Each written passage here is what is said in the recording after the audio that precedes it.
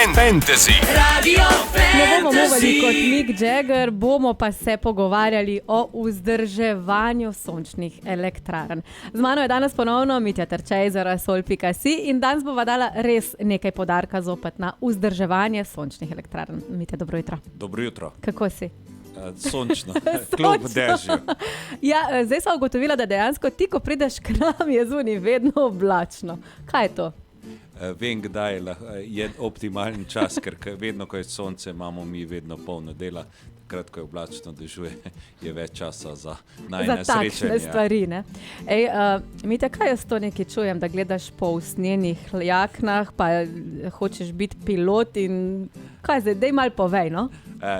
Žena temu pravi kriza srednjih let, bolj v šali licenco za pilota kot pilota drona in potem gre s tem ideja, da bi bilo fino imeti usnjeno jakno pa ena tista Ray-Ban pilotska očala, da bi to pasalo zraven, čeprav potem po pravilih je treba dati še ta odsevni jopič gor, ko leti z dronom in to pol ne bi nič pasalo.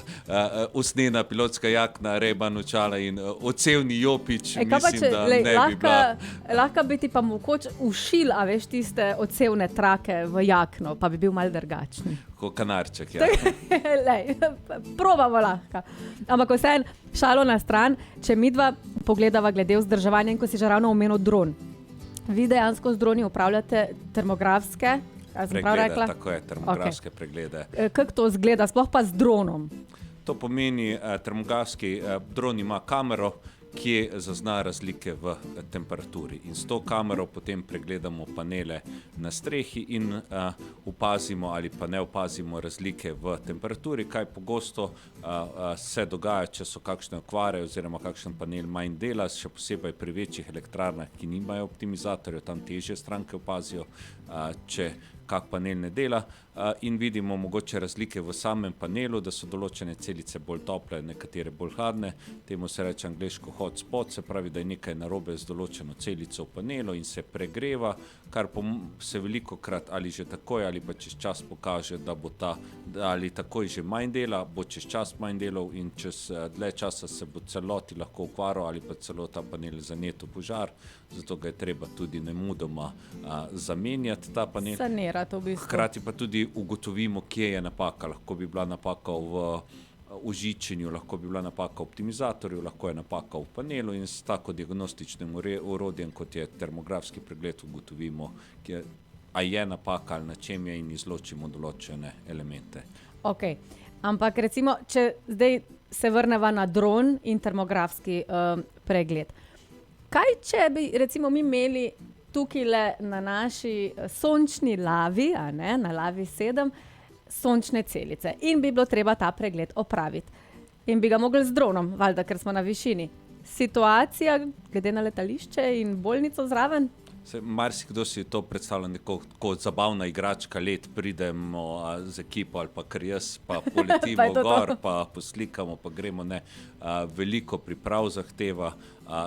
V osnovi imamo operativno dovoljenje Agencije za civilno letalstvo kot podjetje, se pravi recimo izobražene pilote, recimo mene, kot smo se prej hecala s vsemi licencami.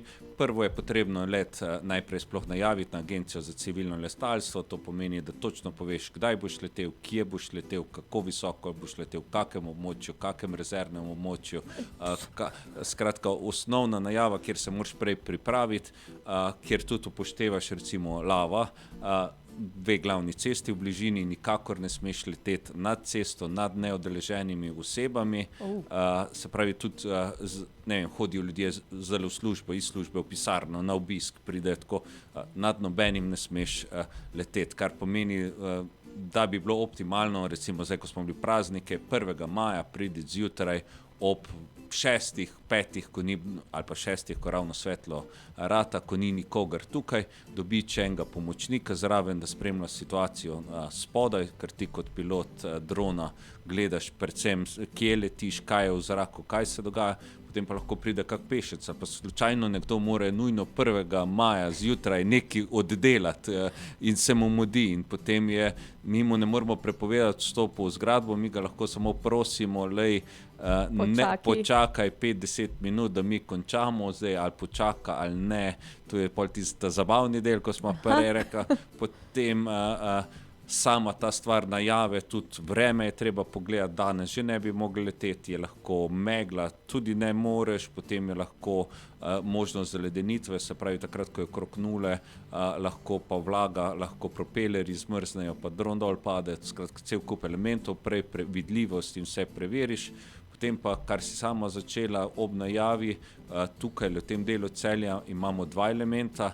Eno je letališče v Levcu, ki ima svoje območje in je treba še pred letom od njih dobiti dovoljenje.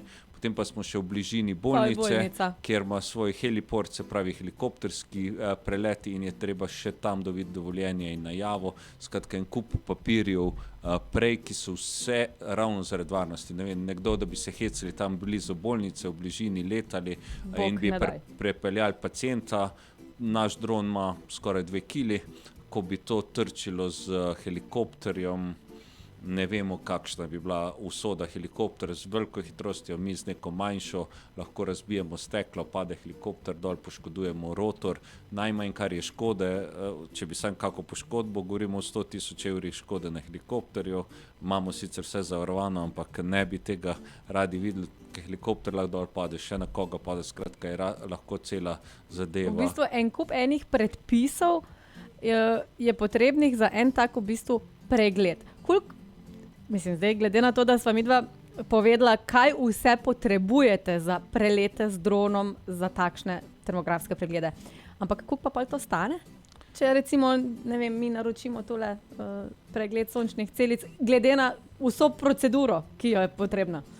Pregledi se začnejo nekje pri 300-400 evrih za manjše elektrarne, potem pa gremo navzgor. Kaj pa so manjše elektrarne? Kaj se smatra kot manjša elektrarna? Govorimo o tako na hiši, se pravi domače elektrarne. Potem tiste poslovne so pa odvisno spet od velikosti. Pa potem smo pozabili povedati, da še ni konec, ko dron pristane, je spet treba poročilo oddati agenciji, kje si letel, pa narediti poročilo za kupca, pregledati vse slike, vse zadeve in ko hočeš pristati, prideš še sosedov pes, ravno ne moreš tam in moraš na alternativno mesto, ki je ponavadi na strehi avta ali pa kombija, skratka zabava se ne neha in je mogoče tistega vidnega dela res samo 10 minut, je pa še kakšne 2 uri najmanj celih priprav, pa vreme se spremeni, pa se lahko samo obrneš, pa prideš naslednjič in ponoviš postopek. In približno koliko časa traja tak pregled? Tako kot sem dejal, se pravi, sam pregled je nekje za tako hišno, kot smo govorila, je nekje 10 minut tega zabavnega dela.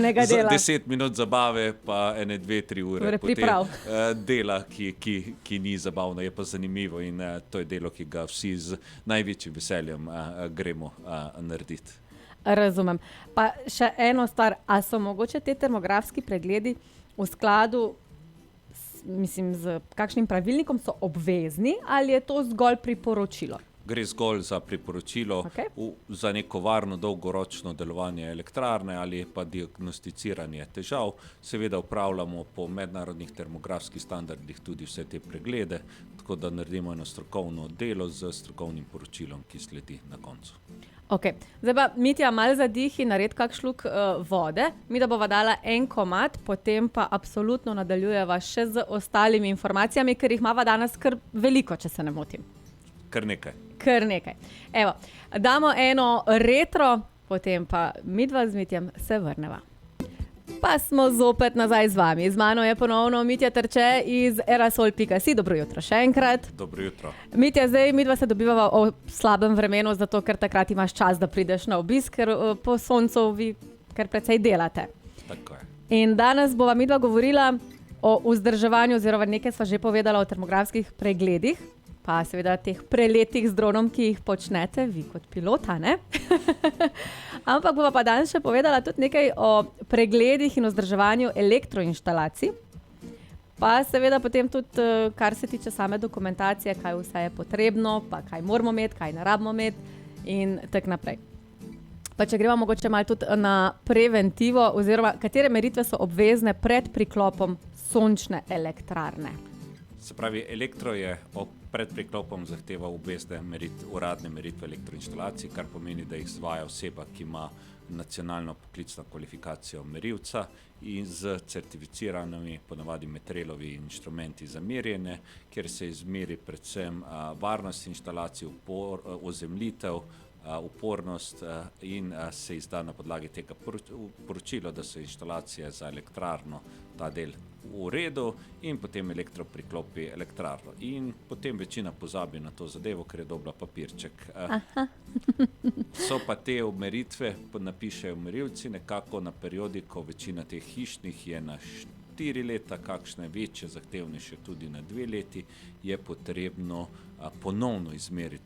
Gre pa predvsem za varnostni vidik, se pravi, da so še po 4 letih, rečemo, ostajamo pri manjših elektrarnah, še vedno inštalacije ustrezne, ozemljitev ustrezna, lahko, ne vem, valjanec, sonde in podobno so že vmes zarjavele delno in je upornost manjša in ne ustreza in lahko pride do kakšne nevarnosti udara elektrike, ko se ob stiku.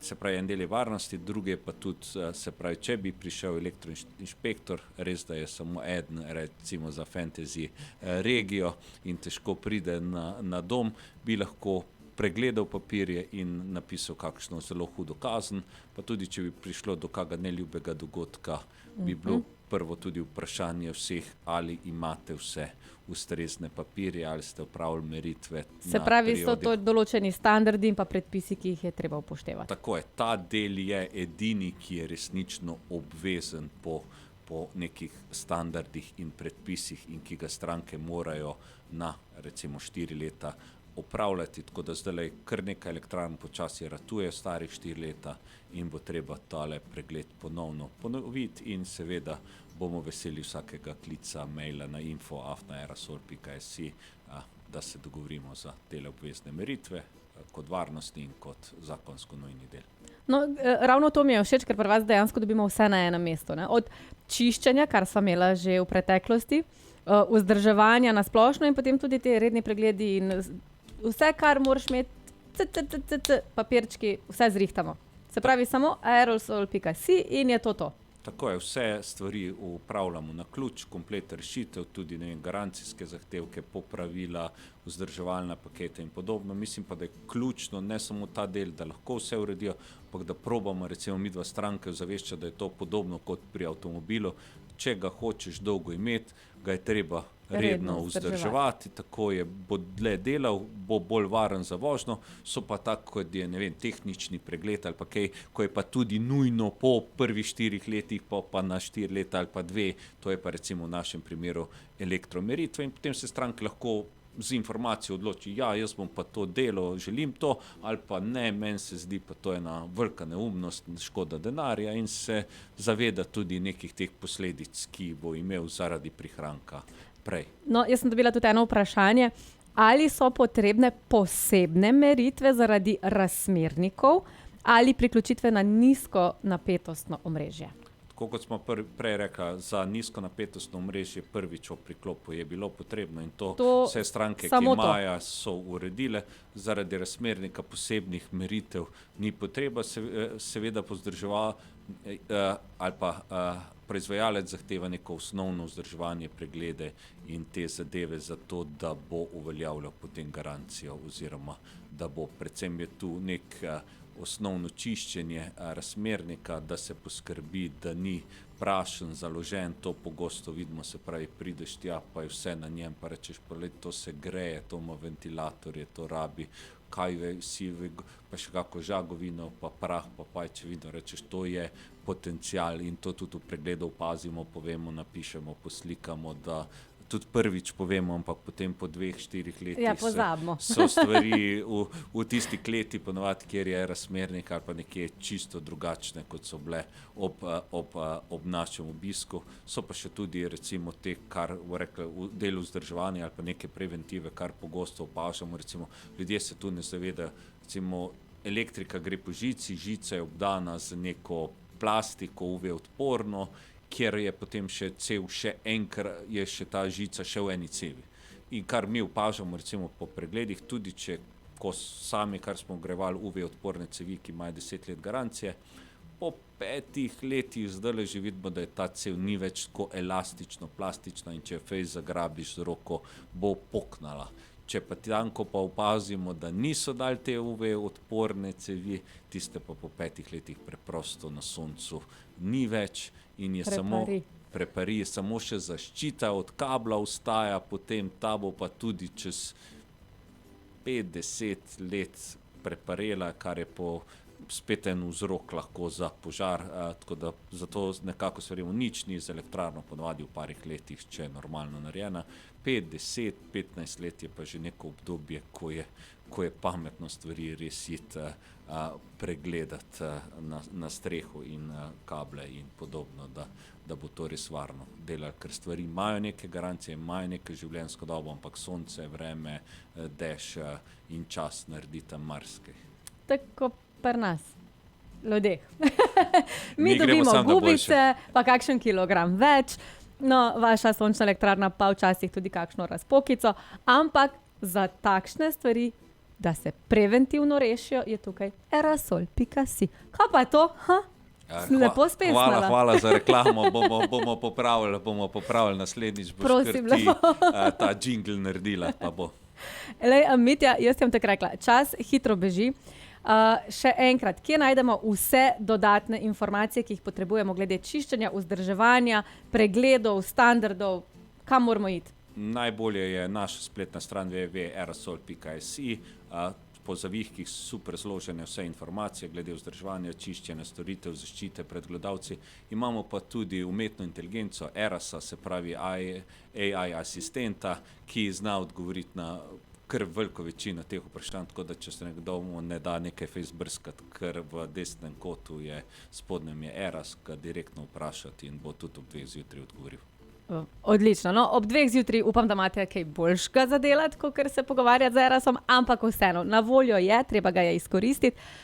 Mitja, do naslednjič pa lepo zdrav, pa upam, da naslednjič prideš ob malo lepšem vremenu, vseeno. Kljub temu, da te bom vzela iz šihta zaradi tega. Se po tvoji napovedi je, da prihaja naslednji teden lepo vreme, tako da me nekaj časa verjetno ne bo, ali kako glede na napoved. No, bova se mi dva že uskladila. V glavnem, Mitja, hvala, ker si zopet oglasil, pridi hitro kmalu spet, ker se veš, poletje se bliža, pa mogoče kdo še vse nima počiščene elektrarne, ne? Hvala za vabilo. Dragi moji, mi pa gremo naprej, sicer z oglasnim blokom, ker je ura že čas tudi. Radio Fantasy. Radio Fantasy.